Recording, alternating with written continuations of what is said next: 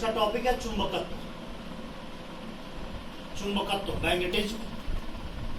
चुंबकत्व आप जानते पहले पढ़ा चुका हूं मैं। चुंबकत्व का मतलब है साधारण भाषा में कि चुंबकीय गुण उत्पन्न होना। क्या उत्पन्न होना? चुंबकीय गुण उत्पन्न होना।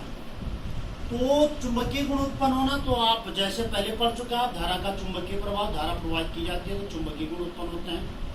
तो यहाँ पर सीधा जो चुंबक होता है, चुंबकीय पदार्थ, जैसे पहले बताया था मैं तुमको कि मैग्नेटाइट Fe3O4 लोहे का एक गैस होता है जो प्राकृतिक चुंबक होता है, उसमें चुंबकत्व का गुण कम होता है, इसलिए कृत्रिम चुंबक बनाए जाते हैं। क्या बनाया जाता है? कृत्रिम चुंबक बनाए जाते हैं। तो चुंबक के गुण आपको पहले बता चुका था मैं कि चुंबक क्या करता है, लोहे इत्यादि वस्तुओं को अपनी ओर आकर्षित करता है। किसी चुंबक को जैसे अगर दंड चुंबक बनाया जाए तो उसमें दो ध्रुव होते हैं, नॉर्थ और साउथ। समान ध्रुव क्या करते हैं? प्रतिकर्षित करते हैं। विपरीत ध्रुव क्या करते हैं? आकर्षित करते हैं। उसके साथ क्या होता है, जैसे विद्युत प्रेरण होता है उसी पर चुंबकीय प्रेरण भी होता है।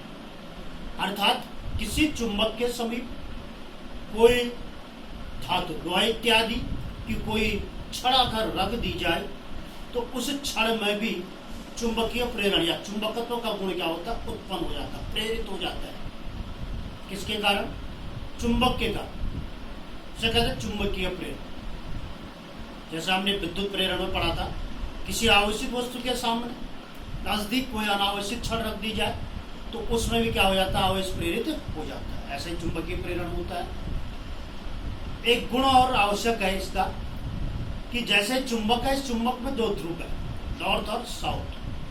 तो एकल ध्रुव का कोई अस्तित्व नहीं होता है, पहले बता चुका था मैं आपको। एकल ध्रुव का मतलब अगर मैं इस चुंबक को तोड़ करके दो टुकड़े कर दूं बीचों बीच, तो एक तरफ क्या जाएगा? नॉर्थ जाएगा और एक तरफ क्या जाएगा? साउथ। तो स्वतः ही जिस तरफ नॉर्थ गया उसका दूसरा सिरा साउथ की तरफ कार्य करता है, और जिस तरफ साउथ गया उसका दूसरा सिरा किसकी तरफ कार्य करता है? नॉर्थ की तरफ। अर्थात चुंबक में दो ध्रुव स्वतः ही क्या हो जाते हैं? उत्पन्न हो जाते हैं। एकल ध्रुव का कोई अस्तित्व नहीं होता है। ये चुंबक के गुण है। तो इस प्रकार किसी पदार्थ में चुंबकत्व उत्पन्न करने का मतलब हो गया चुंबकीय गुणों को उत्पन्न करना, या उसमें चुंबकीय गुण समाप्त हो, चुंबकीय गुण उत्पन्न करना है। या चुंबकीय गुण क्या करना है कि उनके चुंबकीय गुणों की व्याख्या करना है। चुंबकीय गुण कैसे उत्पन्न होते हैं या उनके गुण क्या होते हैं उसके बारे में जानकारी प्राप्त करें।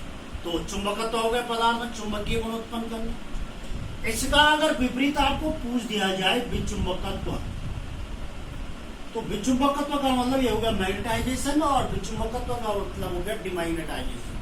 चुंबकीय गुणों को, पदार्थ के चुंबकीय गुणों को समाप्त करने की प्रक्रिया कहलाती है विचुंबकत्व, डिमैग्नेटाइजेशन।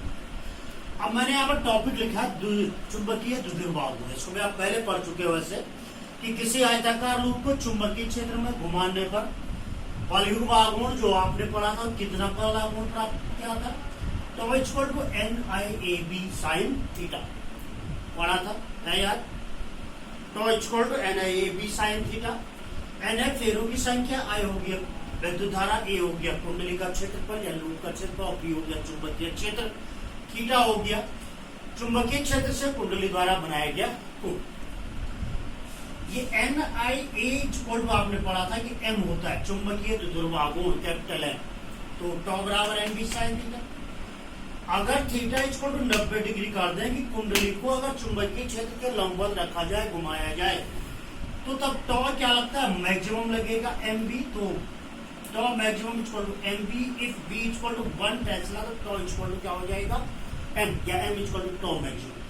ये चुंबकीय द्विध्रुवाग गुण की परिभाषा हो जाएगी। यदि अगर किसी कुंडली को एक समान चुंबकीय क्षेत्र में क्षेत्र के लंबवत घुमाया जाए या रखा जाता है तो उसका चुंबकीय जो आघूर्ण होता है वो अधिकतम बल आघूर्ण के बराबर होता है। तो परिभाषा ये होगी। दूसरा, जैसा आपने पढ़ा पहले चैप्टर में पढ़ा आपने, वैद्युत द्विध्रुवाग गुण बराबर पढ़ा है Q × 2L। पढ़ा नहीं तो मैंने पढ़ाया है। P = Q × 2L का मतलब हो गया कि वैद्युत द्विध्रुव दो आवेशों से मिलकर बना होता है, एक प्लस और एक माइनस। तो किसी एक आवेश का परिमाण और दोनों आवेशों के बीच की दूरी या जो द्विध्रुव की लंबाई होती है कितनी होती है 12। तो दोनों आवेशों के बीच की दूरी के गुणनफल के बराबर होता है कौन वैद्युत द्विध्रुव। ऐसा ही क्या होता है बच्चों, ये चुंबक है, ये क्या है चुंबक, तो इसकी कुल लंबाई 12 होगी। कितनी होगी 12। अब यहाँ पर इस पर आवेश तो होगा नहीं, क्या होता है पोल स्ट्रेंथ होगी, ध्रुव प्रबलता। तो ध्रुव प्रबलता को वैसे एम से डिनोट करते हैं, स्मॉल एम से मैग्नेटिक स्ट्रेंथ, लेकिन आपकी बुक में क्यू एम से डिनोट कर रखा है, उसने ऐसा रिप्रेजेंट कर रखा है। इसलिए रिप्रेजेंट कर रखा है कि ये चैप्टर जो है वो बिल्कुल किससे मिलता जुलता है पहले चैप्टर से, क्योंकि पहला चैप्टर हो गया विद्युत से संबंधित और ये चैप्टर हो गया चुंबकत्व से संबंधित। तो इसलिए यहाँ पर आप याद रख लें कि हमने वैद्युत द्विध्रुवागुण Q12 पढ़ा था, चुंबकीय द्विध्रुवागुण में केवल क्या करना है QM magnetic pole strength into 12, अर्थात इसकी परिभाषा भी वही होती है, किसी चुंबक के किसी एक ध्रुव की ध्रुव प्रबलता तथा ध्रुव प्रबलता ध्रुवों के बीच की दूरी या चुंबक की लंबाई के गुणनफल को क्या कहते हैं चुंबकीय द्विध्रुव। एक ध्रुव की ध्रुव प्रबलता m स्मॉल m या QM और दोनों ध्रुवों के बीच की दूरी 2m और मात्रक हो गया इसका क्या ampere metre square NIA, N for number of turn, फेरों की संख्या, I एम्पियर और A हो गया आपका A मीटर स्क्वायर। समझ गए, ये हो गया चुंबकीय द्विध्रुव। अब अगला टॉपिक यहां पर लिखा है मैंने इलेक्ट्रॉन का चुंबकीय आघूर्ण। इलेक्ट्रॉन का चुंबकीय जानते हैं इलेक्ट्रॉन का चुंबकीय आघूर्ण क्यों आया यहाँ पर टॉपिक इलेक्ट्रॉन का चुंबकीय आघूर्ण, क्योंकि चुंबकीय आघूर्ण होगा तो चुंबकत्व का गुण होगा। चुंबकत्व का गुण का मतलब जो चुंबकीय गुण होते हैं वो उत्पन्न हो जाएंगे। तो इलेक्ट्रॉन का चुंबकीय आघूर्ण इसलिए आया यहाँ पर कि क्योंकि प्रत्येक पदार्थ का परमाणु संरचना पढ़ चुके हैं। अच्छा 6, 7, 8, 9, 10 और 11 रसायन विज्ञान परमाणु संरचना पढ़ता है। परमाणु में एक नाभिक होता है प्लस प्रोटॉन और न्यूट्रॉन से मिलकर इसके चारों ओर निश्चित कक्षाओं में कौन घूमते रहते हैं इलेक्ट्रॉन। अब चूंकि इलेक्ट्रॉन का कैसा आवेश होता है ऋण आवेश, और आप जानते हैं इलेक्ट्रॉन क्या होता है हल्के होता है और यही गति करने के लिए स्वतंत्र होते हैं। किसी पदार्थ में इलेक्ट्रॉन गति करने के लिए स्वतंत्र होता है, अर्थात किसी पदार्थ में आप जानते हैं आप इलेक्ट्रॉन क्या करते हैं आवेश वाहक का कार्य करते हैं। और हमने ये पढ़ा है कि जब कोई आवेश क्या करता है गतिशील होता है गतिमान होता है तो एक धारा लूप बनाता है या धारावाहिक चालक की तरह कार्य करता है। तो चूंकि इलेक्ट्रॉन नाभिक के चारों ओर घूम रहे आवेश ले जा रहे हैं अपने साथ, तो वो क्या कर रहे हैं एक धारा लूप बना रहे हैं। क्या बना रहे हैं धारा लूप। और धारा लूप जब बनाएंगे तो आपको पता है कि जब किसी धारावाहिक चालक में धारा प्रवाहित की जाती है या धारा लूप में धारा प्रवाहित की जाती है तो उसके चारों ओर क्या उत्पन्न हो जाता है चुंबकीय क्षेत्र। फॉस्फेट का प्रयोग पड़ा है। चुंबकीय क्षेत्र उत्पन्न होगा तो चुंबकीय गुण क्या होगा चुंबकीय फ्लक्स रेखाएं गुजरेंगी उससे। तो चुंबकीय फ्लक्स रेखाएं गुजरेंगी तो क्या होगा चुंबकत्व का गुण उत्पन्न होगा। तो वही चीज है यहाँ पर इलेक्ट्रॉन नाभिक के चारों ओर घूमते हैं, क्योंकि प्रत्येक पदार्थ की जो व्याख्या की जाती है पूरे ब्रह्मांड में परमाणु संरचना के आधार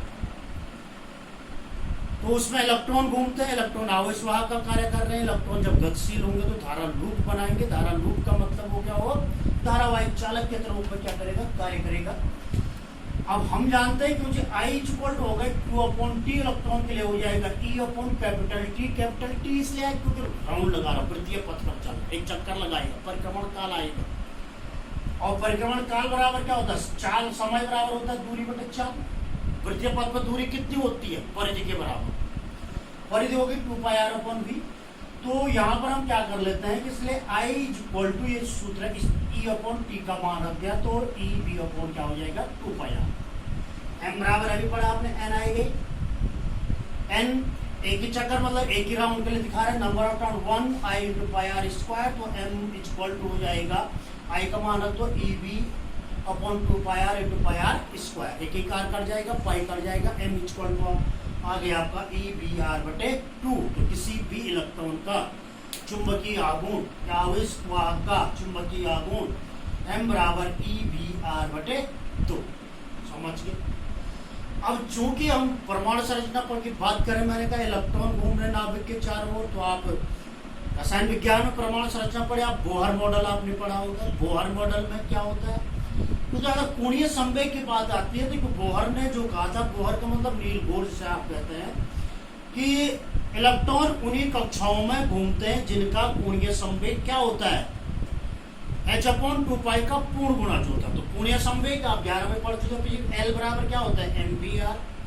कोणीय संवेग का मतलब रेखीय संवेग आघूर्ण, रेखीय संवेग का मतलब p मोमेंटम, आघूर्ण का मतलब मल्टीप्लाई परपेंडिकुलर डिस्टेंस, तो mv इंटू r, इसलिए L/m, L ये हो गया, m ये हो गया, इनको डिवाइड कर दिया तो क्या आएगा, mvr/ev/2, vr कट जाएगा तो ये हो गया आपका तो m/e, या m इक्वल हो जाएगा L इंटू e/2। और अभी मैंने क्या कहा, मैंने कहा कि नील बोर ने जो कहा था कि इलेक्ट्रॉन उन्हीं कक्षाओं में घूमते हैं जिनका कोणीय संवेग h/2π का पूर्ण गुणा जो होता है, पढ़ा है, याद आ रहा है क्या, नील बोर का परमाणु संरचना मॉडल। h/2π का पूर्ण गुणा जो है nh/2π। n क्या है, प्रिंसिपल क्वांटम नंबर, एक पूर्णांक है जिसका मान 1 2 3 4 5 6 7 8 कुछ भी हो सकता है, ठीक है। तो m बराबर nhe/4π है, किसके अनुसार है, बोहर मॉडल के अनुसार, जो हम जानते हैं परमाणु संरचना में। तो EH/4π m की जगह क्या रखना बेटा, म्यू b, इसे कहते हैं बोहर मैग्नेट्रॉन। E इलेक्ट्रॉन का आवेश, h क्या है, बस प्लांक नियतांक, 4π कांस्टेंट हो गया, m हो गया द्रव्यमान, किसका, इलेक्ट्रॉन का द्रव्यमान। तो इसे बोहर मैग्नेट्रॉन कहते हैं। तो तब m का एक सूत्र और हो जाएगा, म्यू b इंटू n, ठीक है, समझ में आया, ठीक है बच्चे।